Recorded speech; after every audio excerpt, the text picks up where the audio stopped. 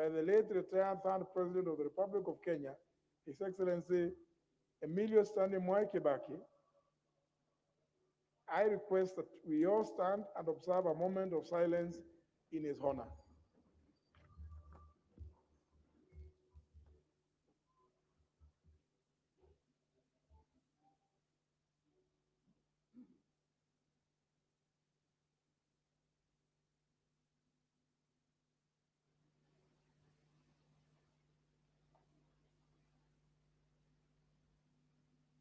May his soul rest in eternal peace.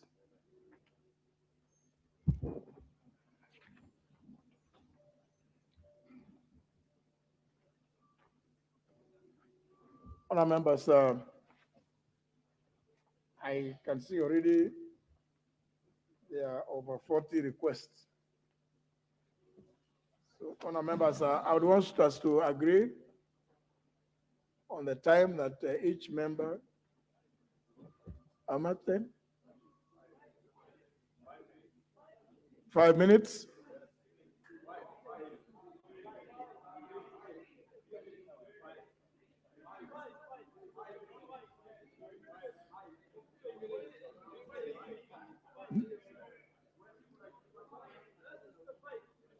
Okay, honour members, yeah.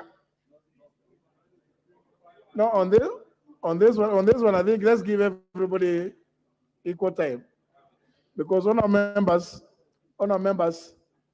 at exactly 4:45, there is a request that we shall adjourn proceedings so as to leave the chamber to allow the military to perform some of their ceremonies, and then at the tail end, we accompany the body up to the gate where the national anthem will be played, and we bid farewell to the body of the late president. So I think 5 minutes is good for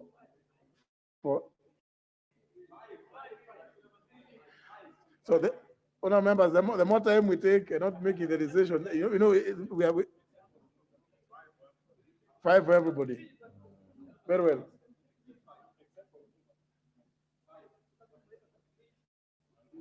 Very well. We'll skip orders 3, 4, 5. I'll go to 6. All the way to 7. Yes. Order number 8, exceptional motion, honor and tributes of the House. Leader majority. Thank you, Honorable Speaker. Honorable Speaker, I beg to move the following exceptional motion that following the presidential proclamation of 22nd of April 2022 regarding the passing on of His Excellency Emilio Mwai Kibaki, Chief of the Golden Hearts, the third President of the Republic of Kenya, the tributes of this House be recorded in special honor of the late retired President, retired President's long uninterrupted service in this House, his selfless service to the Republic, exemplary achievements, accomplishments of the country, his role in shepherding Kenya into a new constitutional dispensation in 2010, and for his patriotism and role in promoting socio-economic growth and development of the Republic of Kenya and the East Africa region. Honorable Speaker, let me, on my behalf, on behalf of my family and the people of Kibipiri, start by sending my deep, heartfelt condolences to the family and all the Kenyans on the passing on of our beloved hero, the late Honorable Mwai Kibaki.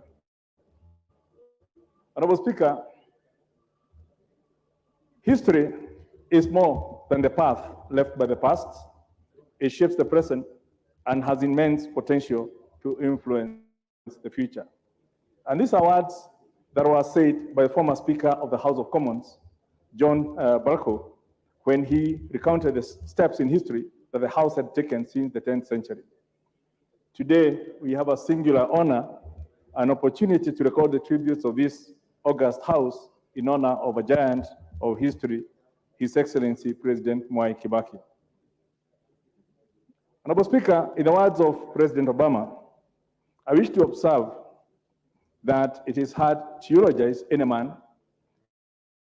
It's hard to, in words, not just the facts and the dates that make life, but the essential truths of a person, the private joys, the sorrows, quiet moments, and the qualities that illuminate one's soul. How much harder to do so for a giant of history, whose legacy is not only our cherished constitutional democracy, but the many aspects that form our social and economic struggles as a nation, and some of which you have enumerated, and the others that are flowing from the public as they talk about the great man. Honorable Speaker, like other giants of history before him, Honorable Kibaki came from a very simple family as the last born of a humble peasant farmers, and he would, as expected, have spent the early childhood assisting his parents to carry out the normal family chores as a handsboy, and including ferrying tobacco from Othaya through the mountain Abadeas all the way to Naivasha and eventually to Donyunjeru when he was a young boy. But this did not deter him from rising to serve his country in the highest office in the land. And I don't want to go through his education, you've covered. But Honorable Speaker, as I stand before this House to mourn and pay tribute to my political mentor, the late President, who is a great economist and a leader to which this country owes a great deal of gratitude. He served in various capacities and left commendable changes wherever he went. As you have mentioned, he started an assistant minister. Then he was appointed a full minister since 1969 to 1978, and then moved on to become a vice president. And during that time, Kenya saw unprecedented growth. I've read a few of his budget speeches, and which I have here, and members would want to share. The library has quite a good collection of that. And just looking at what was happening in the 1970s, I would like to quote what in the budget of 1970, what he said at that point. That given the shortfall in revenue available to the exchequer at the time, at the existing tax rates, and our recent heavy reliance on the banking system, I should have reduced the level of development spending in the 1976-1977 budget in order to keep our books in balance. I'm, however, reluctant to do this, particularly if it delays the restructuring of our economy and its recovery from the recent recession. And he went on to say, and I quote, domestic long-term borrowing achieved a new peak this year. I'm, however, concerned that in the recent years, the only significant subscriber to government stocks has been the NSSF, and that other financial institutions, such as the insurance companies, have invested their surplus funds in property or left them as deposits in banks. I encourage that a greater part of these funds must be drawn into the development effort, and the government is working to increase the attractiveness of government stocks. This was in the 1970s, and the articulation on financial matters was unmatched. Honorable Speaker, despite the political challenges our country faced at that point, President Kibaki always distinguished himself as a great servant, hell-bent to adopt and implement policies geared towards sustainable economic growth, ensuring the overall betterment of the lives of Kenyans. Personally, I knew him as a great friend, having met him about 28 or 30 odd years ago at a personal level. And I greatly enjoyed his company at the social level, in the golfing circles, and later on, he was to become my mentor in 2002 when he encouraged me to get into politics, and immediately pulled me into his cabinet in 2003. I remember the date, the 3rd of January 2003, and I was to stay in the cabinet alongside him for 10 years. And I watched all these developments that you've articulated as they unfolded, as they were being planned. And I know he was a great gentleman what you call a gentleman par excellence, what leadership others would call a global level 5 leader, who is typified by exuding rare greatness, but with a huge sense of humility. And I think that's what he had. Honorable Speaker, after serving as leader of the opposition, he ascended to power at a time of despair and frustration and economic turmoil. And within the first 100 days, he implemented one of the most hailed legacies, especially on the free primary education, which increased the literacy levels to 72%. I'll skip quite a bit of some of the things that I've said in the interest of time. But, Honorable Speaker, I have reviewed a number of documents, including his first speech, and I've learned a number of the things. And allow me to quote, Honorable Speaker, one of the critical paragraphs in his speech at Uhuru Park when he came up to power. And for those who get a copy of that, that's paragraph 5. And he said, "You've asked me to lead this nation out of the present wilderness and malaise into the promised land. And I shall offer a responsive, transparent, and innovative leadership. And I'm willing to put everything I've got into this job because I regard it as a sacred duty." And we all know he put all his energy into serving Kenya for the 10 years. I've offered our competitors a hand of friendship. We have been through a long and sometimes bitter electioneering campaign.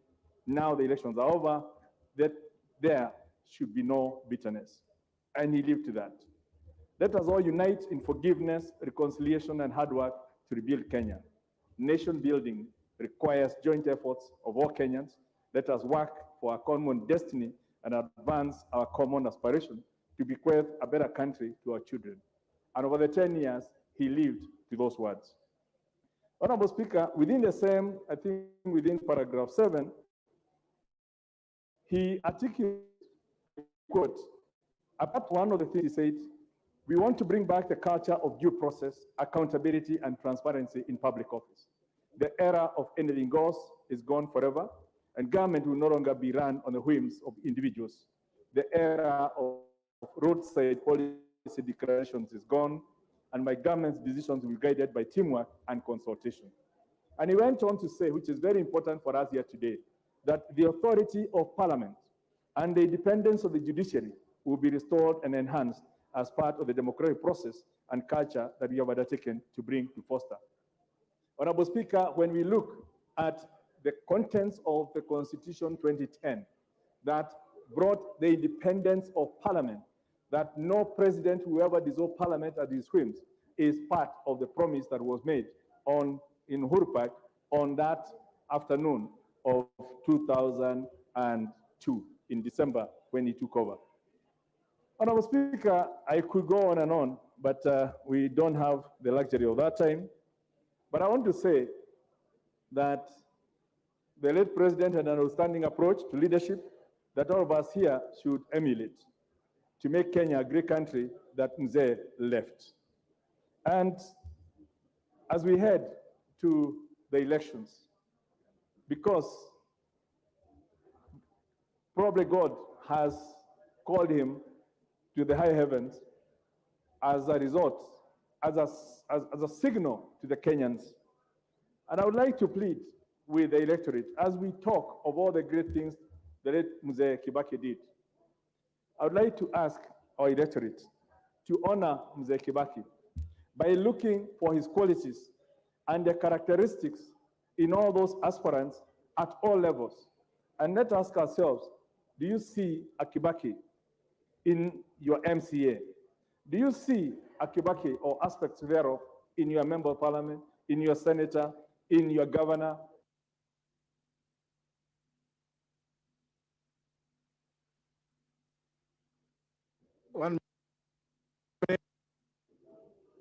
Thank you. Honorable Speaker, I want the electorate to ask themselves whether they see a Kibaki or aspect thereof, those attributes that we are all talking of. And we are saying he did very great, so that we don't just look at, as we say traditionally, that you talk of a cow had milk after it has passed on. We want to look at what do our cows have milk even into the future when they are still living. And I would want to ask to challenge our electorate. Let's look for those qualities in our leaders as we go to those elections. And Kenya shall be a great country as he planted, as he sowed the seeds, as created the frameworks for, and we all crave so that our children's children will bequeath to them a better country. Honorable Speaker, I really, in the interest of time and all the other members, I want to stop it there. I could go on forever.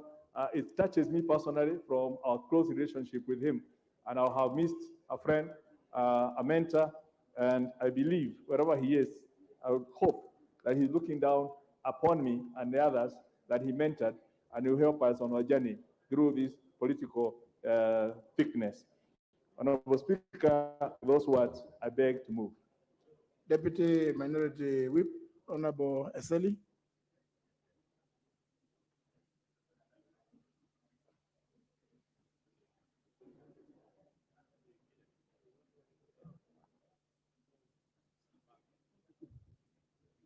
Thank you, Mr. Speaker, for this opportunity to also eulogize a great person, a great leader of this country in the name of Emilio Mwai Kibaki, the retired former president of this country.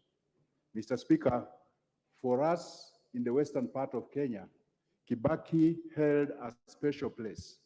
Indeed, in the year 2002 election, the western part of Kenya gave Kibaki close to 80% of the vote from Western Kenya. Mr. Speaker, this was not just because of the influence of Michael Wamalwa Kijana, but because the Western Kenya people had great hopes in Kibaki's government. And indeed, Kibaki did not disappoint in his tenure. Mr. Speaker, if I were to narrow down to the constituency that I represented then, Kimilili constituency, we had a special place for Kibaki. Mr. Speaker, at one time, Kibaki visited Bungoma County.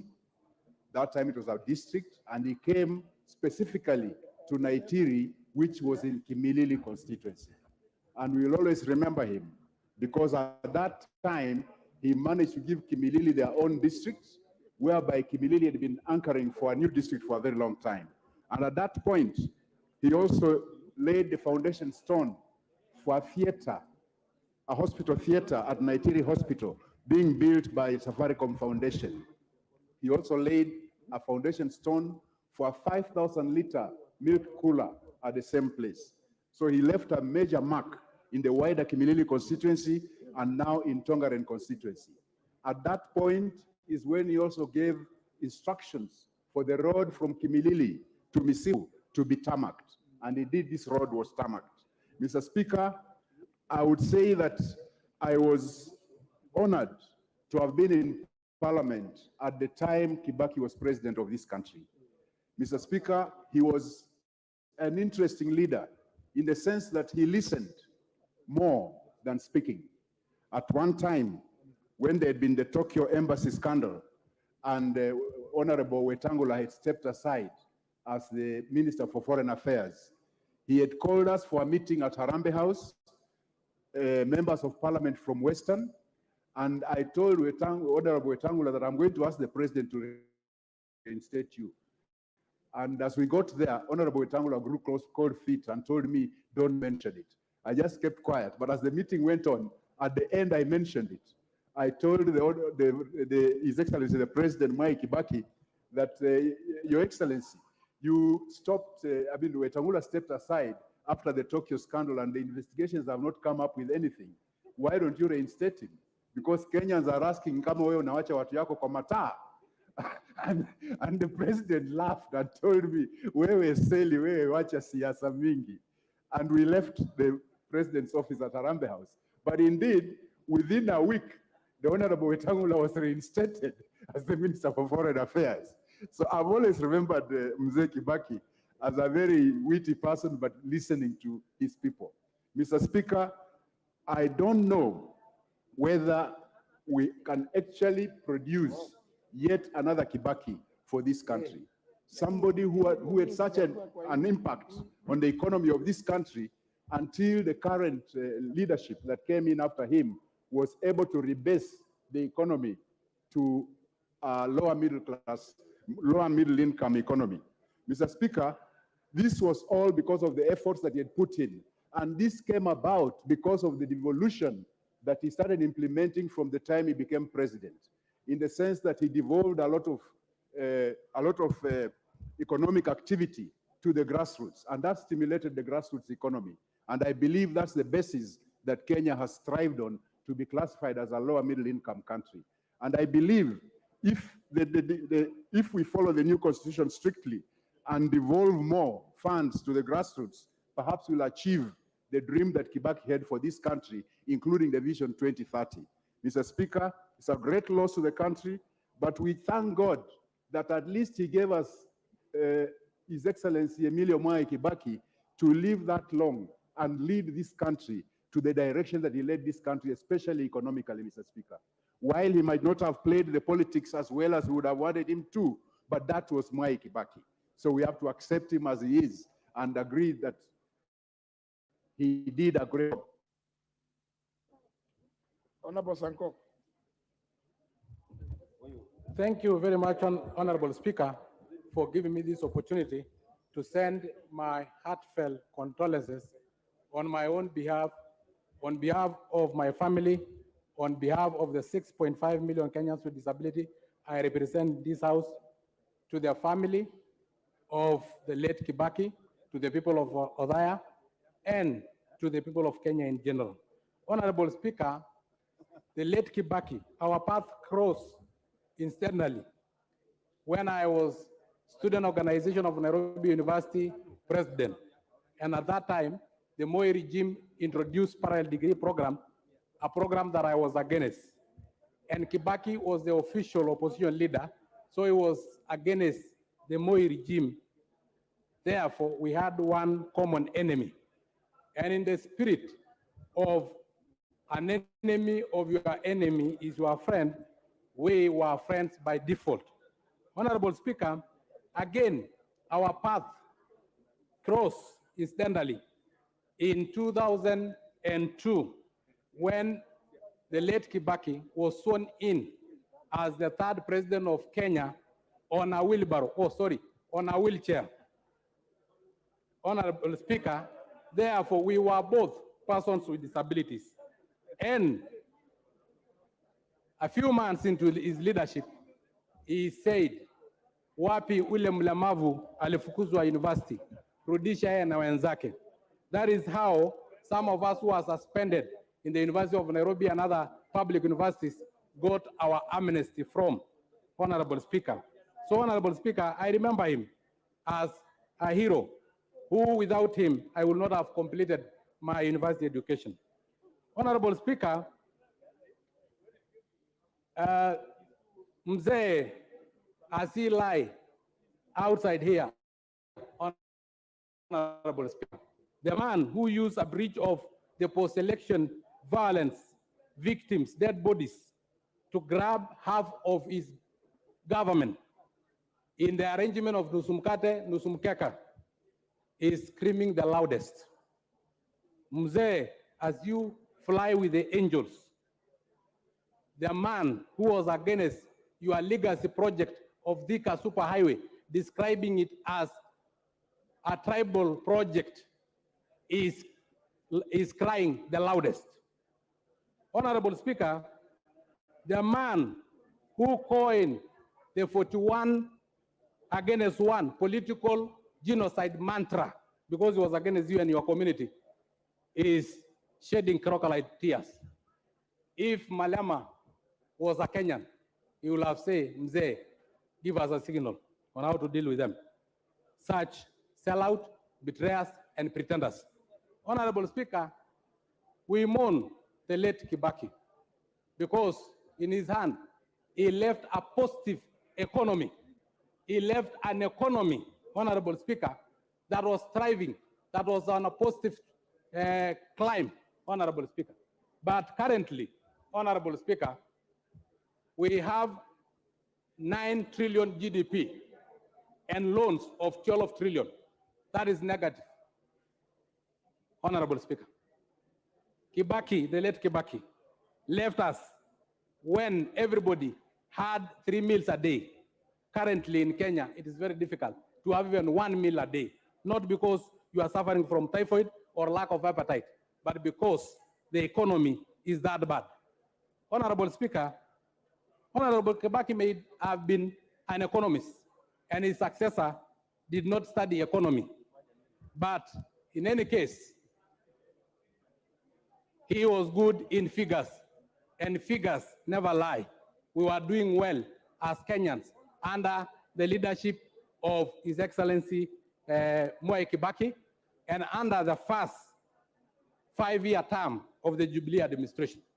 But in the second-year term of Jubilee administration, we are now on a negative trend. May the soul of our hero, His Excellency Mwai Kibaki, rest in peace. Fly with the angel, Your Excellency Mwai Emilio Kibaki. Thank you, Honorable Speaker. Member for Arienda, Honorable Tiende Amolo.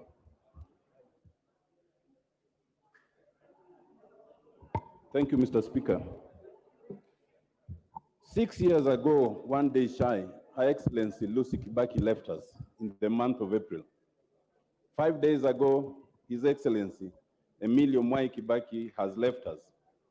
Mr. Speaker, perhaps this is the Almighty's way of demonstrating their enduring love for each other, as the Bible says, till death did them part. We all know and accept that the Honorable Mwai Kibaki was not only the longest serving member of parliament by the time he died, but also the most experienced.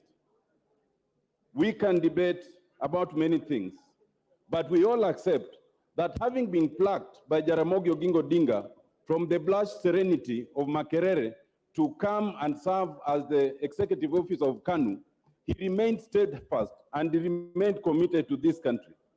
He was definitely a gentleman of Kenyan politics, gentlemanly to the point of being mistaken for a fence-sitter. But, Mr. Speaker, we all know that behind that gentility was a very careful, calculating, but principled man, a man whose integrity is not easy to question, a man who, when some of his friends brought or sought to bring his integrity to question, he had the courage to release them. This is a man, Mr. Speaker, whose focus was not only on the economy, but also on democratic space, on meritocracy, and later on constitutional reforms. His legacy is superb, a legacy that was nearly blotted in 2007, when some of his handlers led him to a process that he was not fully persuaded of, aided by the judiciary at the time.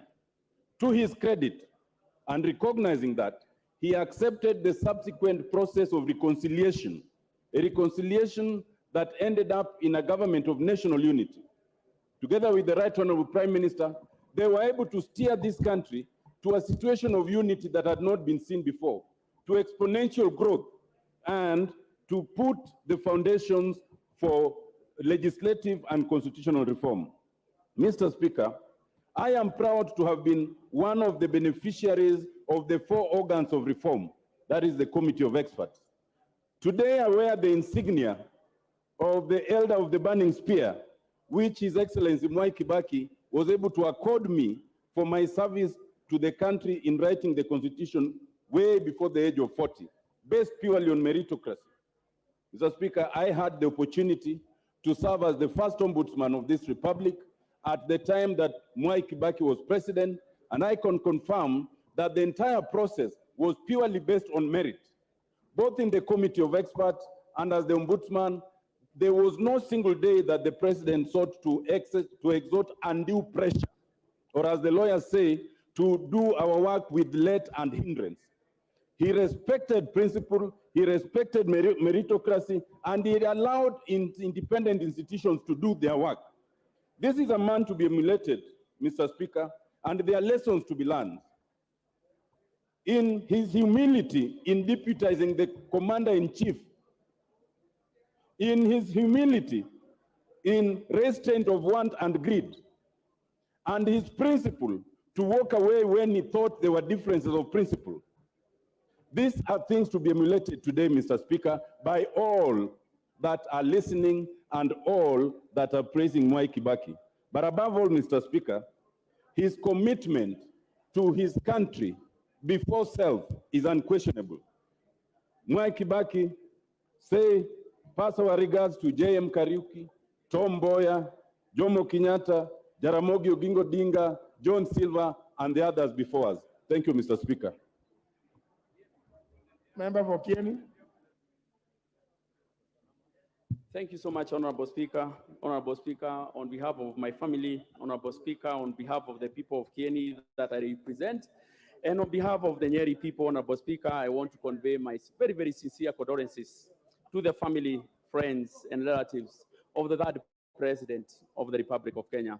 Honorable Speaker, as the country mourns the third President, we should always remember that he was a father, he was an uncle, he was a grandfather, he was also a great-grandfather to many. So I take this opportunity to convey the message to the family and friends.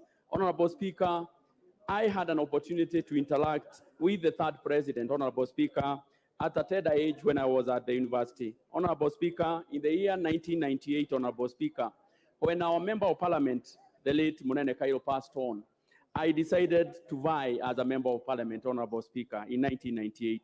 And I remember, Honorable Speaker, the third President inviting us, because he was the chairman of DP, inviting us for a meeting with all the aspirants who are contesting for the Kieni parliamentary seat. And I remember him asking me, young man, you seem that you are a young man and you are contesting for this seat, but we are beseeching you because you still have a lot of time and bright future in front ahead of you. I beseech you, that time calling me Matenge, that a time will come when you will be elected as a Member of Parliament. So consensus, Honorable Speaker, did not just start the other day. There was consensus and we agreed that we was to support Dr. Chris Murugaru, and for sure we support who became for Kieni. Honorable Speaker, 15 years later, I was elected as a Member of Parliament for Kieni because I listened to him. Honorable Speaker, I want to say that the leader that we are bidding farewell today has many hearts, has many attributes, has many virtues, Honorable Speaker, and maybe to just highlight a few, one of them being humility. We all remember that when the third president was serving as a vice president and also as a minister in the KANU government, there are many times when he was humiliated. There were times that he was actually demoted from the vice presidency taken to the Ministry of Health.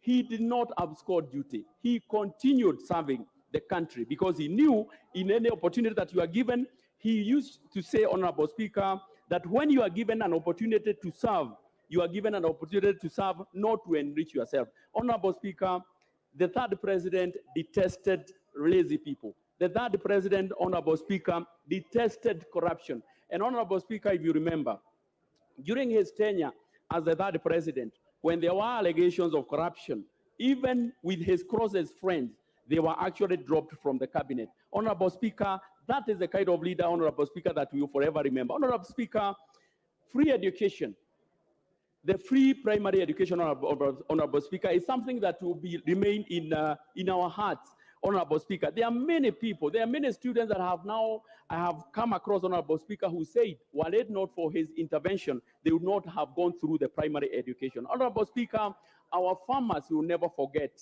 Honorable Mwai Kibaki, because new KCC, when KCC had been taken over by private individuals, when he took over power, he liberted that corporation back to the farmers. And now the farmers are happy about the milk and the prices that they are getting. Honorable Speaker, we from the mountain can never forget what he did in terms of the road infrastructure.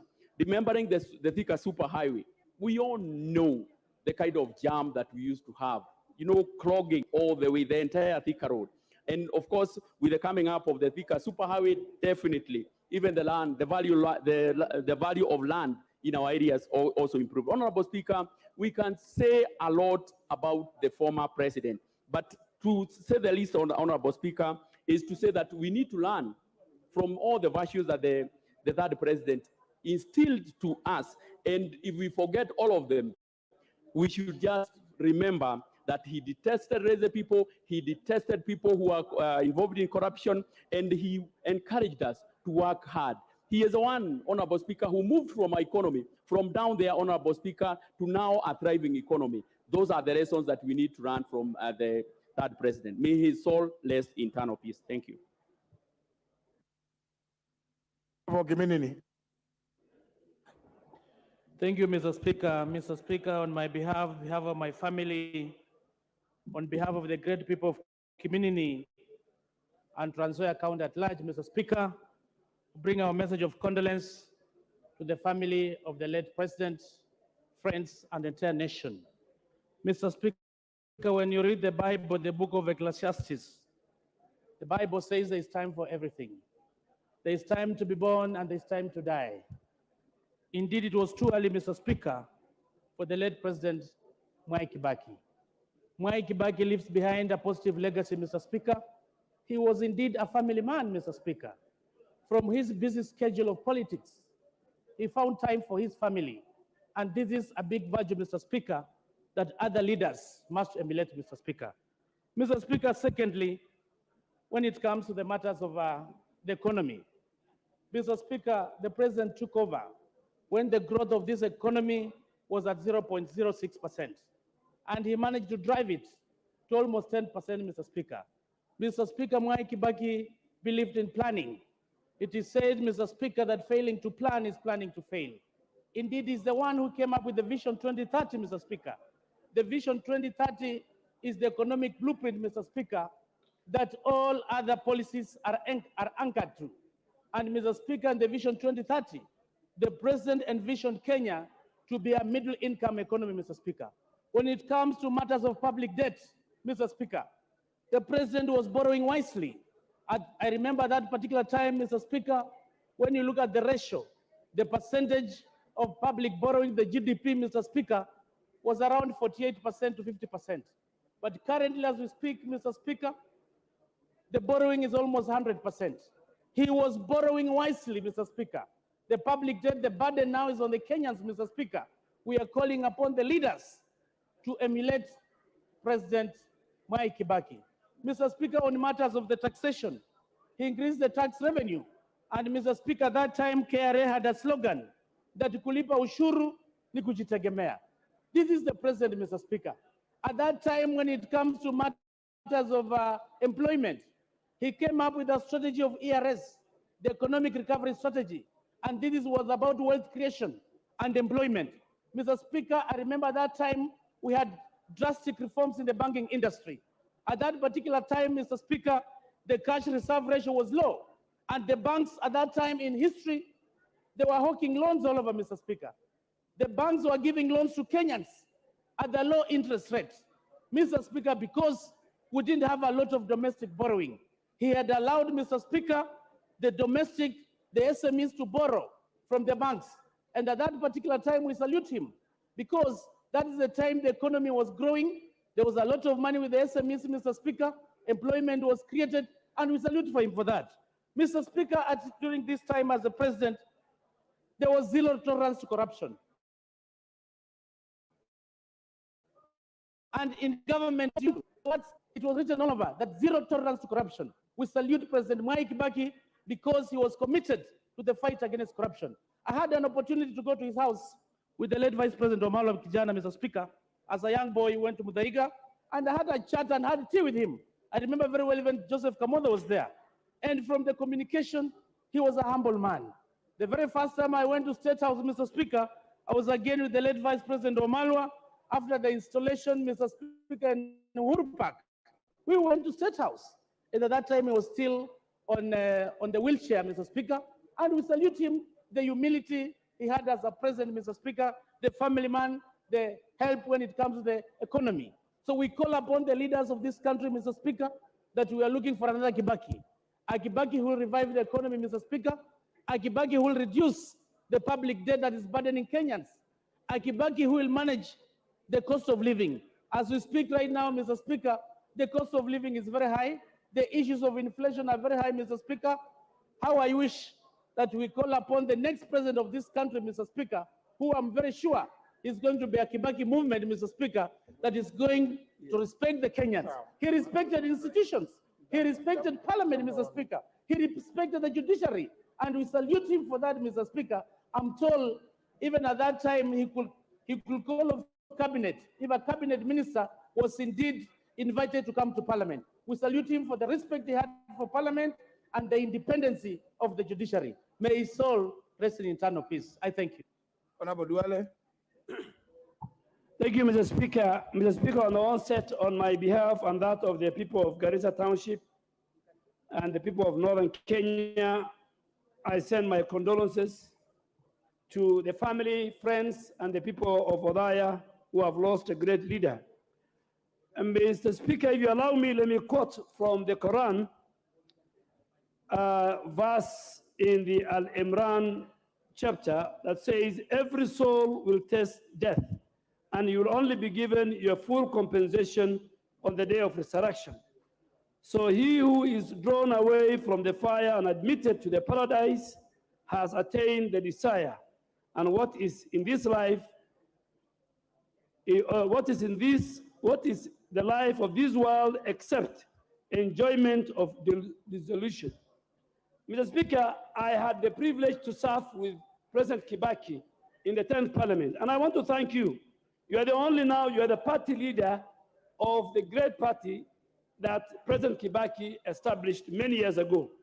So you are the only one who is keeping his legacy. The rest are talking, praising Kibaki. When in the 10th Parliament, when presidents were members of Parliament, and President Kibaki was a member of Parliament for Odaya, I had a very rare privilege to serve with him.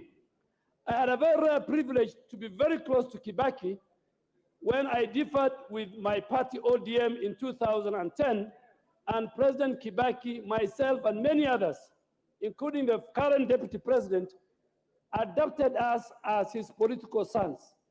And we survived until 2013. Mr. Speaker, Kibaki will be remembered as not a petty leader, as some people are today. Kibaki will be remembered as a person who does not betray.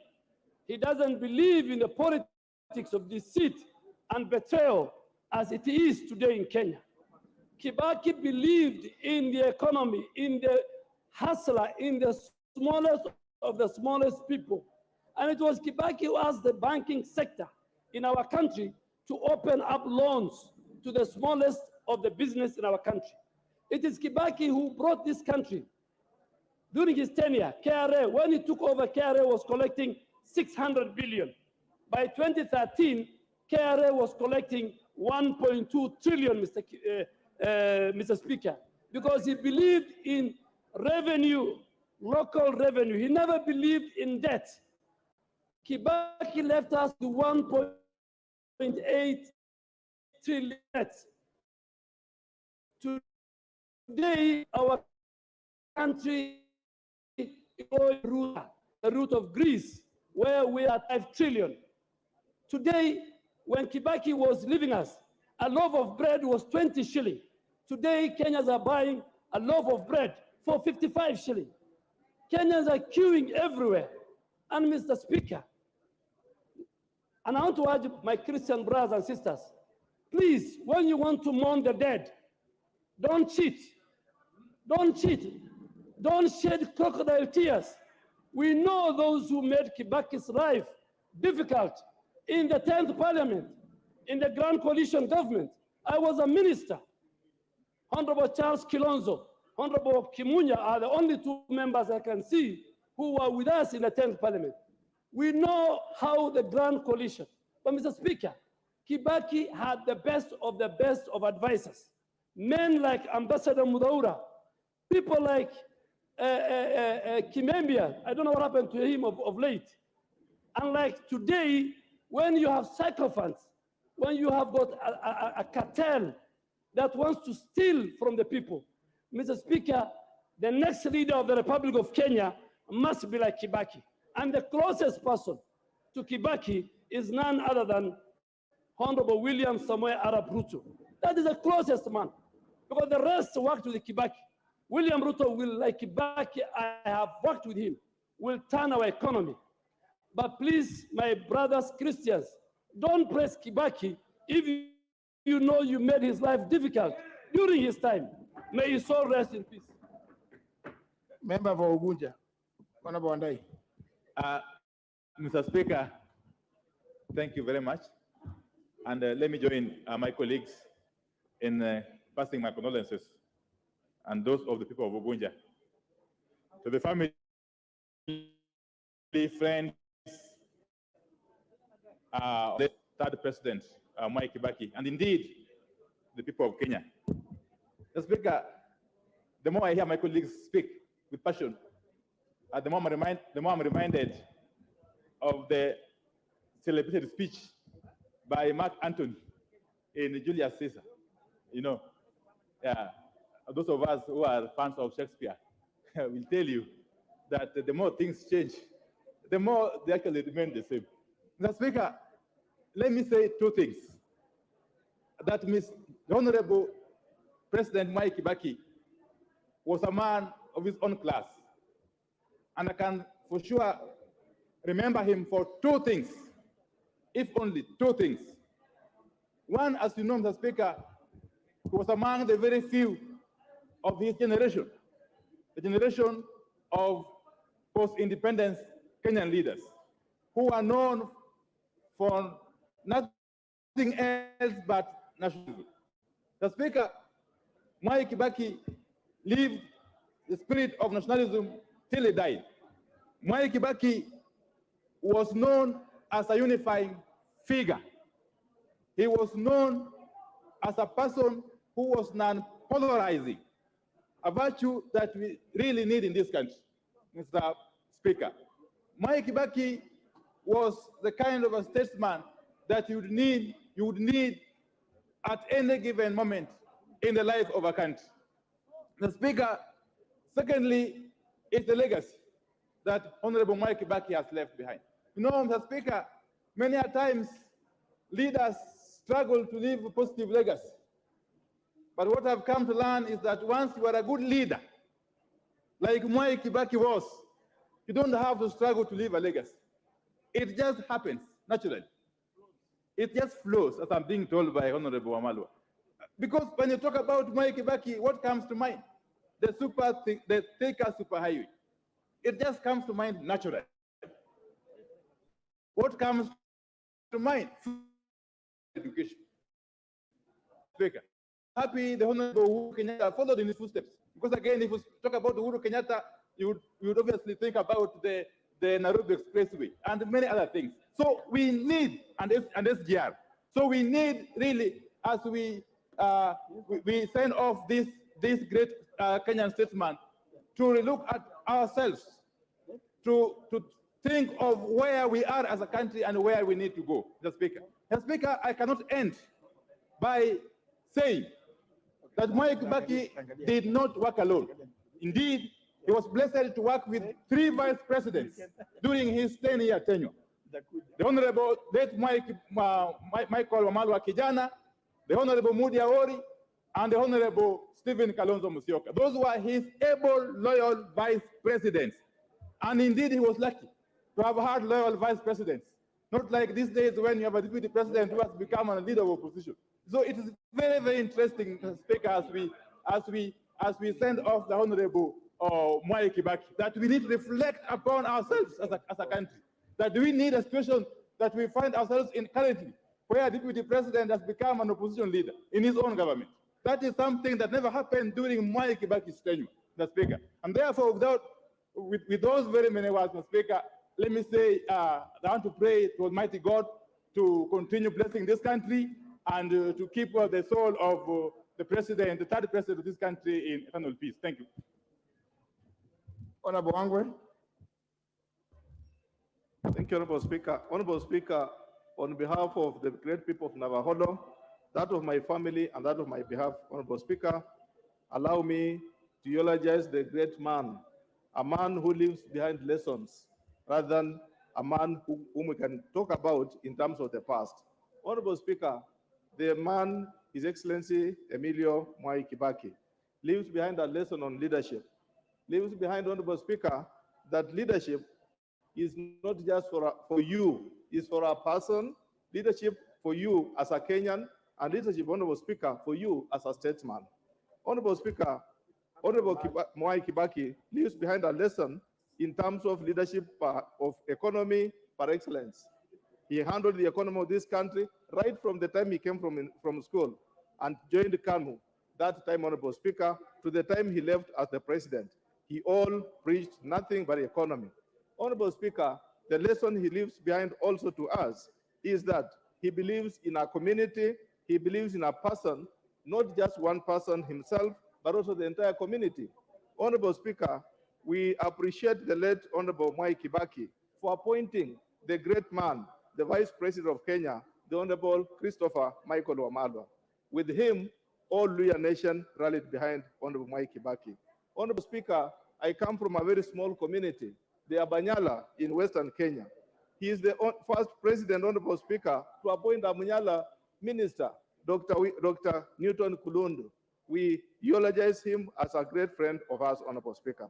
Honorable Speaker, Honorable Mwai Kibaki leaves behind the 50 years he has been in politics, Honorable Speaker. That leaves us a lesson of patience, Honorable Speaker. Are we supposed to be in a hurry to be presidents tomorrow? The answer is no. Are we in a hurry to be leaders today and tomorrow? The answer is no.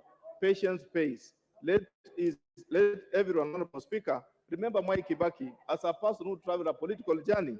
He was not in a rush to become the president, and he has led this country so well after 2 terms. We leave him with great honor, Honorable Speaker. Honorable Speaker, with all those lessons, what do I propose? Honorable Speaker, I propose that the great men on this world are remembered through infrastructure, through the roads, they are remembered through the buildings. And Honorable Speaker, I wish to challenge you yourself, Honorable Speaker, as the chairperson of Parliamentary Service Commission. That, Honorable Speaker, you are putting up a good building. And it's my prayer, Honorable Speaker, that the great member of Kikuyu can allow me to, Honorable Speaker, through this eulogy, I would wish to request you, as the chairperson, Parliamentary Service Commission. I did say that great men are remembered through infrastructure, such as roads and buildings. Today, Honorable Speaker, we are completing the tallest building ever in this compound. Is it possible, Honorable Speaker, that through you, we can remember this great man of 50 years through this house, that this tallest building behind you can be named Honorable Mwai Kibaki in his memory. Thank you, Honorable Speaker. I submit. Honorable Kiringo Kubai. Thank you, Mr. Speaker, for giving this opportunity to pass my condolences to the greatly fallen leader. Mr. Speaker, let me take this opportunity to pass my condolences to the family of the late President, Honorable Mwai Kibaki, and also condolences from my own people, people from Mugembe Central, and I eulogize this great leader who has just left us, Mr. Speaker. Mr. Speaker, the late President Mwai Kibaki was not only a leader, a political leader, but he was also he was a CEO, or he was a manager, in that whatever he was doing, he did it and managed it quite well, Mr. Speaker. Mr. Speaker, we are not praising Honorable Mwai Kibaki only for his 10 years as a president, but since he started the leadership of this country, when he was a secretary for KANU, when he left Makerere, Mr. Speaker, he came in and started organizing this country from the word go, when we were grappling with the colonial masters, until the date he passed on, Mr. Speaker. He has been playing his cards very well, and he has not failed us in any way, Mr. Speaker. Mr. Speaker, I want to say that this is the best president this country has ever earned, and I pray we get another one after him, because so far I would say he is the best president we have ever earned. And also, even his people of Odaya, they elected him for almost 40 years, or 80 terms, Mr. Speaker, because he was quite a manager. Mr. Speaker, the Honorable late President was a man of few ones, but he was very, he was very practical in his doings, and he was really he qualified to the saying of the English saying, which says, actions speak louder than words. Mr. Speaker, the late president rarely talked. The late president was not on the TV or on radio or in the news all the time, but his actions and the planning of this country has propelled this country very far, Mr. Speaker.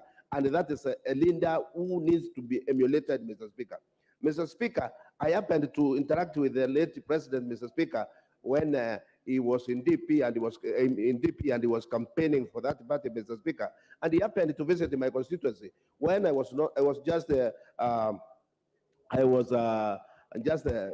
member of the party, and I had not even joined active politics.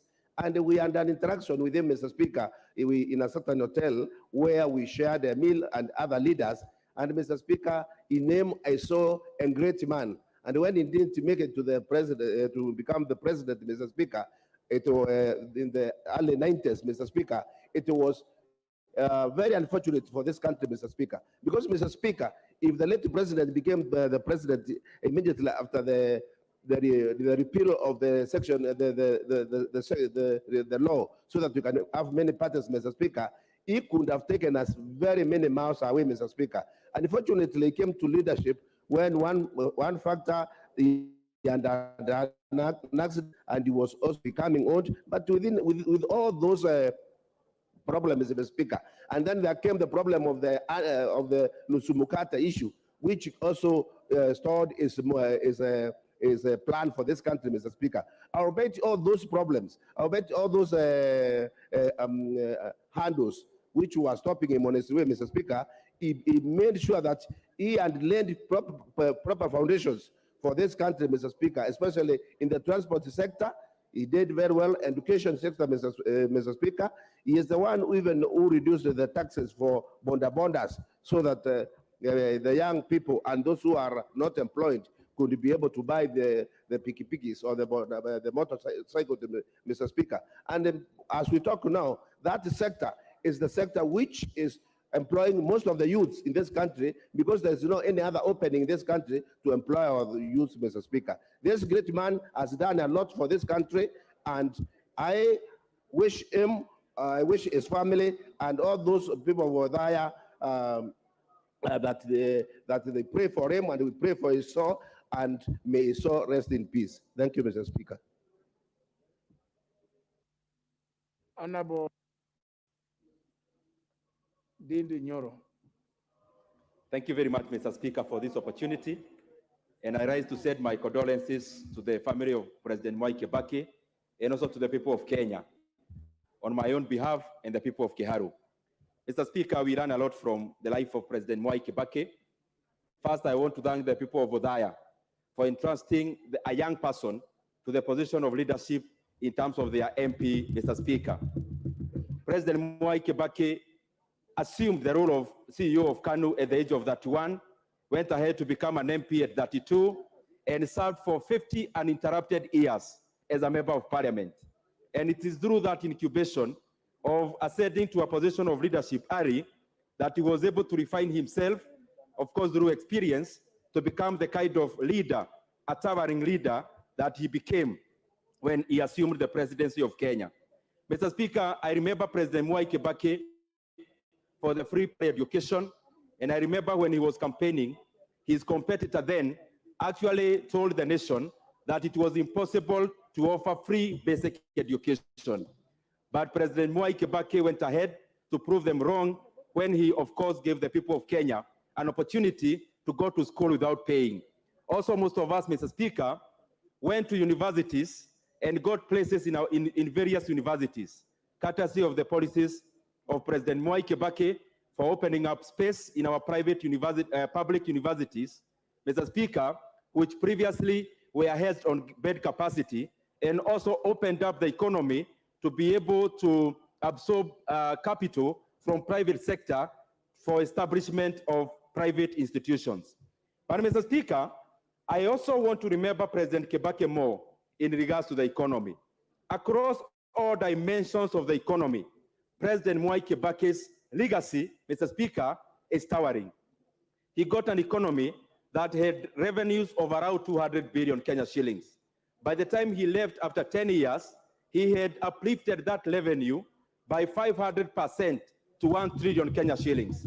The current regime under President Uhuru Kenyatta has only managed to move that revenue from 1 trillion to around 1.6 trillion, which is hardly 60%. Work that Kibaki did in half a year has taken the current regime an entire 10 years to achieve. President Mwai Kibaki got our country and our economy at a point where the total debt was around 600 billion Kenya shillings. Mr. Speaker, he left us with a debt of 1.8 trillion Kenya shillings, borrowing a net of 1.2 trillion Kenya shillings in a span of 10 years. But Mr. Speaker, contrasting with this regime, that debt from 1.8, we have actually surpassed even the limits we have set in this house. If you add even the guarantees, now the total debt is going towards 12 trillion. Mr. Speaker, also, economically speaking, President Mwai Kibaki left our country when the poverty level was around 39%. Mr. Speaker, as we talk now, Kenyans who face multidimensional poverty are just around 63%. Two-thirds of Kenyans' households, Mr. Speaker, are living in one way or the other in poverty. And therefore, Mr. Speaker, the country that President Kibaki left that was booming has, of course, descended into poverty. On the other sector, Mr. Speaker, which is more visible, President Mwai Kibaki gave a very good environment for our private sector to thrive. Mr. Speaker, most of the banks and most of the companies in the private sector that we are very proud of as Kenyans, and categorically like Equity Bank, like Family Bank, like many other financial institutions around insurance, Mr. Speaker, they got their operating license during President Kibaki's time. All this, Mr. Speaker, he never managed, Mr. Speaker, to ask for any stakes from these companies. And Mr. Speaker, because I see almost my time is up, among the many qualities we can learn from President Mwai Kibaki is that it is important for leaders not to be conflicted when they are leading. President Mwai Kibaki never did business with government when he was president of Kenya. And I want to say, Mr. Speaker, that it is actually criminal for this regime to every time keep on comparing their performance with that of President Mwai Kibaki. It is an insult, Mr. Speaker, to his legacy. There is no comparison. We can only contrast. And lastly, the selflessness. President Mwai Kibaki never named any street on his name. Actually, when people approached him to name Thika Road Superhighway on his name, he... Member for your... Thank you. Thank you, Honorable Speaker, for giving me this chance. And on behalf of the people of Emuhaya, on behalf of my own self, on behalf of the teachers of Kenya, and on behalf of the workers of Kenya, let me take this opportunity to send my condolences to the family, friends, Kenyans, and even relatives of the late family of Mwai Kibaki. Honorable Mwai Kibaki, the third president of Kenya, was actually an epitome of change in this particular country. He came to power at a time when we had had the long rule of Moi, but he came up with several changes which made the Kenyans to be proud of his rule. Honorable Speaker, this is the president who stopped the roadside declarations and policies which had been the norm of President Moi and which Kenyans were not very happy about.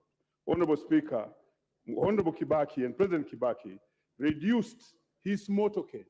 For those who saw Moi's motorcades, and the time we spend on the roads as teachers and students, when Moi was about to pass, sometimes we'd spend the whole day, he reduced his motorcade and made it very easy and very ample, very simple for a presidential motorcade to pass on the Kenyan road.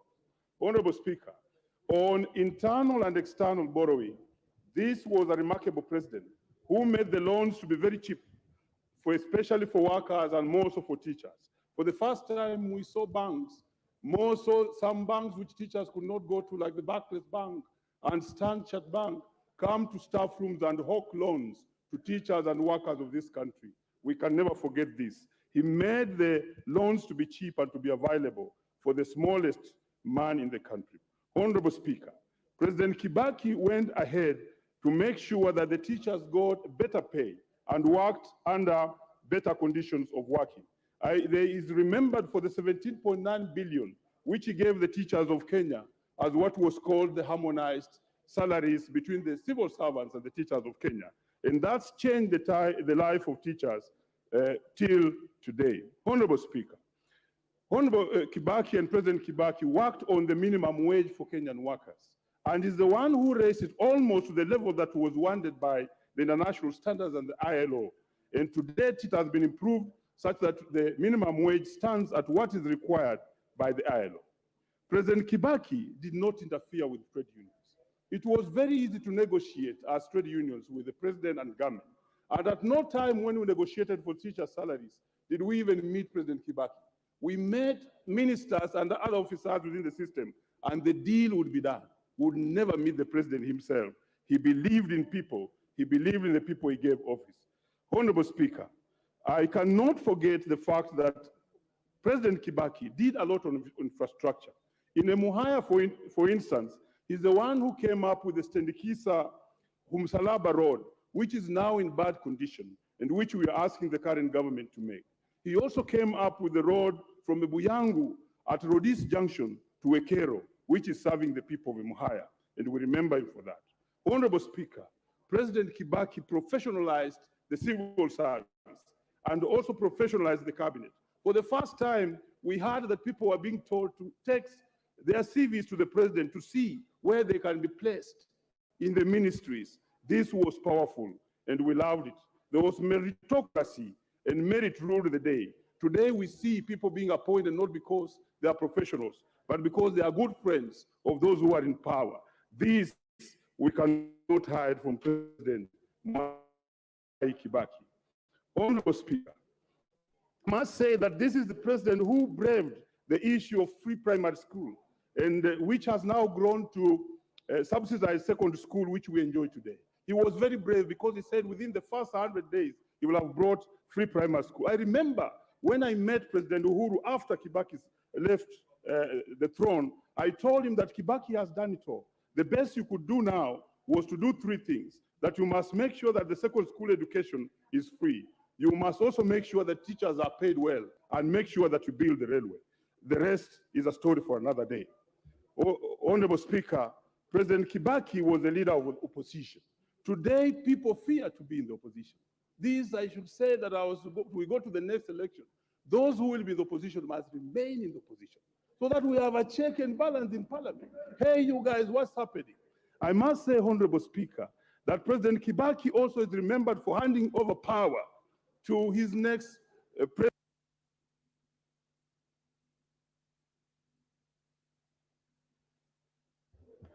Can I hear the member for Odaya? Honorable Vishuki Mugambi. Give the member for Odaya.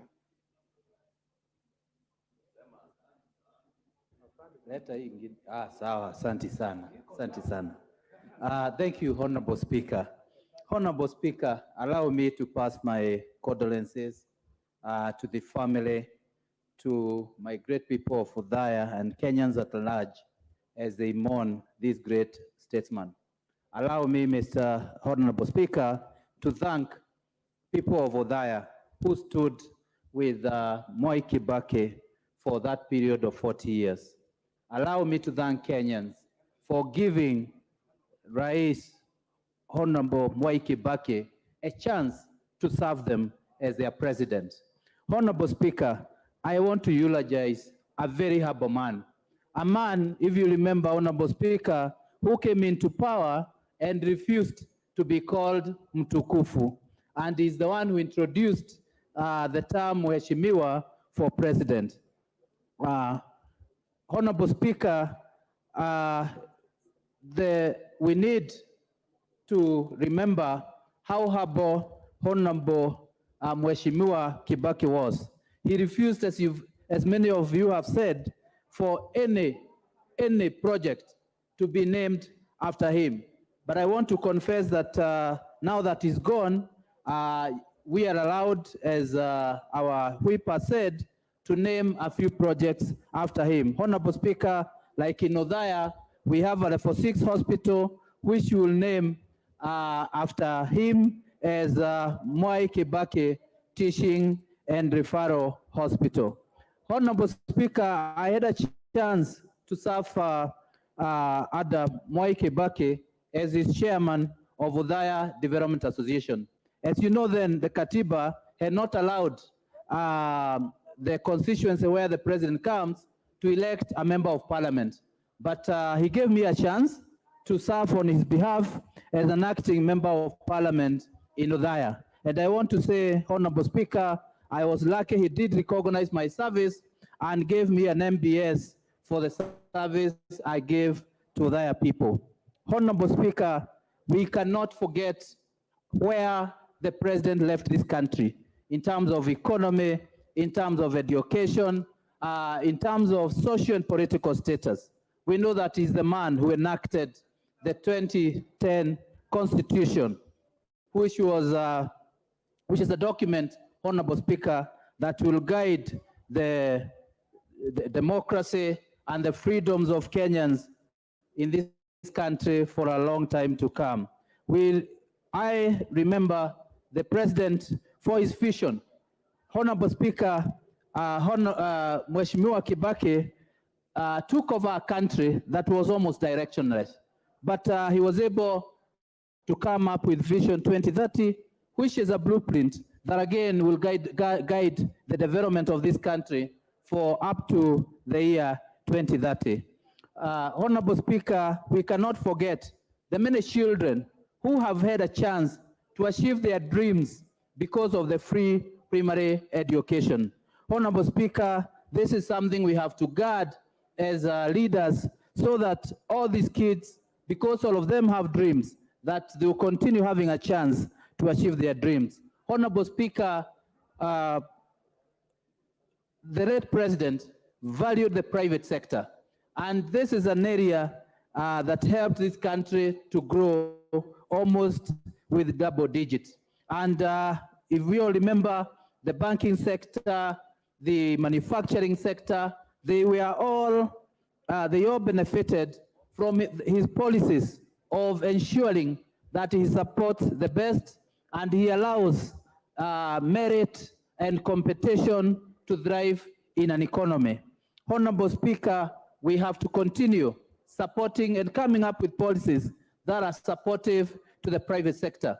Honorable Speaker, even the tax laws were very friendly during the President Kibaki's time, and we need to continue ensuring that we don't tax businesses out of business, but we have supportive tax policies that will ensure that the private sector continue to create more jobs and to help grow our economy.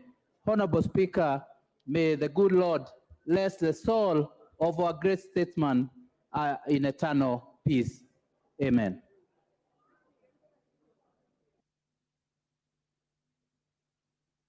How long is that? Which is What's your point of order? On Mr. Speaker, sir, I raise on a point of order, and I've noted that, and I appreciate the fact that you have permitted members to speak for 5 minutes each. However, there are at least over 50 to 60 members who would like to address this issue, and I'm requesting we will not have a chance for all of us to speak. The time is 4:30, and if you do the mathematics and the House adjourns at 7, not everyone will be able to pay tributes to His Excellency. So what are you suggesting? I'm suggesting that the time be reduced to either 2 or 3 minutes. We did that for the late His Excellency Daniel Toroitich Moi, where we contributed at 2 minutes each. Can we say 3 minutes? Yeah, honourable members, remember this, that's why you see I'm consulting, because we also need to know at what point should the public be stopped from coming, because we can't adjourn and walk out in our procession against the public.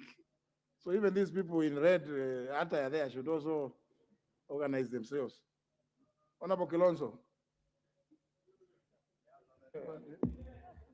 Thank you, Mr. Speaker. Mr. Speaker, allow me to pass my condolences and to those of the larger Kilonzo family. The late Mwai Kibaki was a good friend of my dad when my dad was in the police service. And indeed, when my father died in suspicious circumstances, Mwai Kibaki, then a member of parliament in the opposition, did come to mourn with the family, Mr. Speaker, and attended the funeral service at Holy Family Basilica. Mr. Speaker, myself, even joining politics, Mr. Speaker, among the few people supported me financially was none other than the late President Mwai Kibaki. Mr. Speaker, Kibaki will be remembered as an economist, a man who transformed the Kenyan economy to what it is today, Mr. Speaker. Mr. Speaker, changing Kenyan economy to a middle-class economy is not something, Mr. Speaker, which can go unnoticed, and this was done during Kibaki's time. Mr. Speaker, it is during Kibaki's time when he had the Vision 2030, which successive government, Mr. Speaker, have still adopted. I recall very well as a young member of parliament, the first budget, which was read in July 2003, Mr. Speaker, after Kibaki took over from the former regime of Kano, was only 256 billion, the entire budget, Mr. Speaker. 10 years later, Mr. Speaker, the national budget which he handed over, the last budget which he supervised was at 1.8 billion, Mr. Speaker. It was during his time, Mr. Speaker, where he emphasized on generating our own taxes to run the economy and reduce dependence of aid, especially Western aid, Mr. Speaker. Mr. Speaker, many might not know that Mwai Kibaki believed in devolution, Mr. Speaker. It was during his time, Mr. Speaker, that CDF, which was a private member's motion by Engineer Karue, he actually requested Engineer Karue to surrender the bill to be a government bill, Mr. Speaker, and then the government brought the bill. Today, we now have National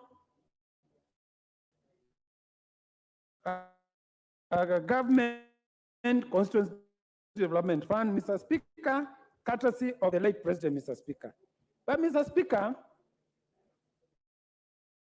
the late President believed that, Mr. Speaker, ministers in the House must fight their wars in the House, Mr. Speaker. Mr. Rest in peace. Member for Madira.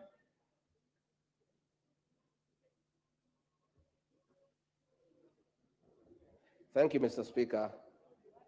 I want to, from the onset, send my condolences to the family of the late Mzee Mwai Kibaki, a great man, a visionary leader, a brilliant economist, a Democrat by excellence, and the best president ever in our 5-decade history in this country.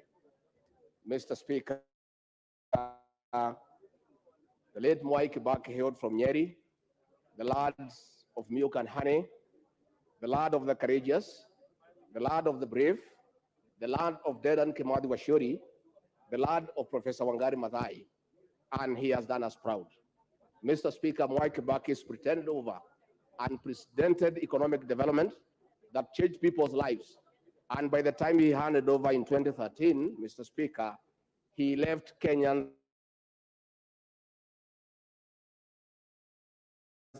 a happy lot. Everybody had money in the pocket. Mr. Speaker, the late Mzee Mwai Kibaki, he opened up the East for the people of Kenya to trade with China and other countries. Mr. Speaker, he brought about access to affordable credit. If Kenyans can remember during his time, there were tents outside every building where banks were hawking loans to the people of Kenya to do business. Today, the reverse is the reality. It is Mwai Kibaki who brought free primary education, and he will be remembered by the people of Kenya for many years to come. Mr. Speaker, Mwai Kibaki had respect for the rule of law. He never used the criminal justice system to manage politics. He managed politics in the conventional way. and he was a gentleman, and he never coerced anybody. He never intimidated anybody to follow his political thinking. He let every Kenyan be. After serving for 39 years as Member of Parliament for Udaya, when the time came for him to retire, he never forced the people of Udaya, who is the next Member of Parliament. When his time as president to retire came, he allowed the people of Kenya to choose their own leader without coercion and intimidation. May his soul rest in eternal peace. Senator Gatti.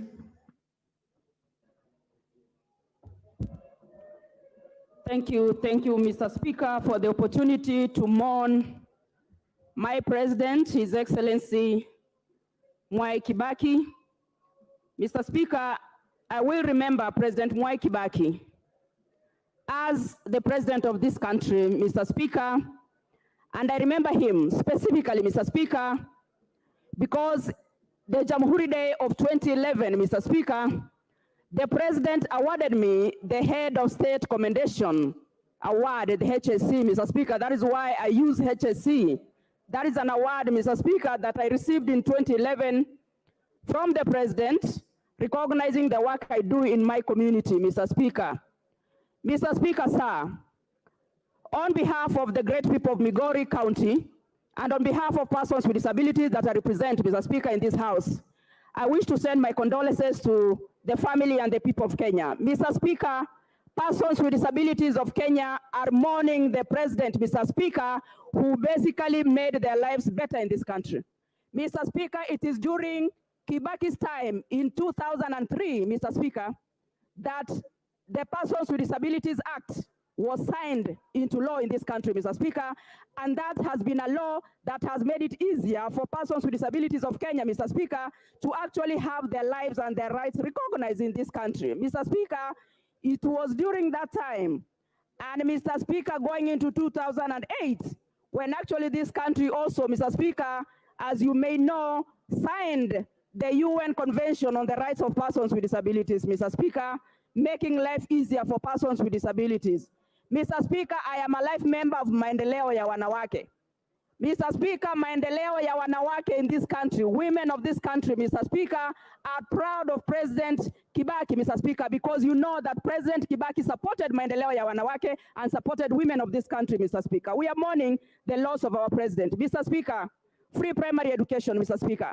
Children who would never have gone to school, Mr. Speaker, had an opportunity for the first time to access education, to see the classroom, Mr. Speaker, courtesy of our third president of the Republic of Kenya, His Excellency Mwai Kibaki. Mr. Speaker, for me, the first time I saw a superhighway was during his time, Mr. Speaker, coming to do a superhighway, Thika superhighway infrastructure. Mr. Speaker, we must give credit where it is due. And Mr. Speaker, I salute President Mwai Kibaki, and I ask that his soul rests in eternal peace. Amen. Thank you, Mr. Speaker. Member for Kadui. Sorry, honourable members, I'm still trying to coordinate out there. Thank you, Honorable Speaker. I wish on behalf of my family, the people of Kandui, and the entire Democratic Action Party to send condolences to the family, friends, relatives, and Kenyans for the loss of President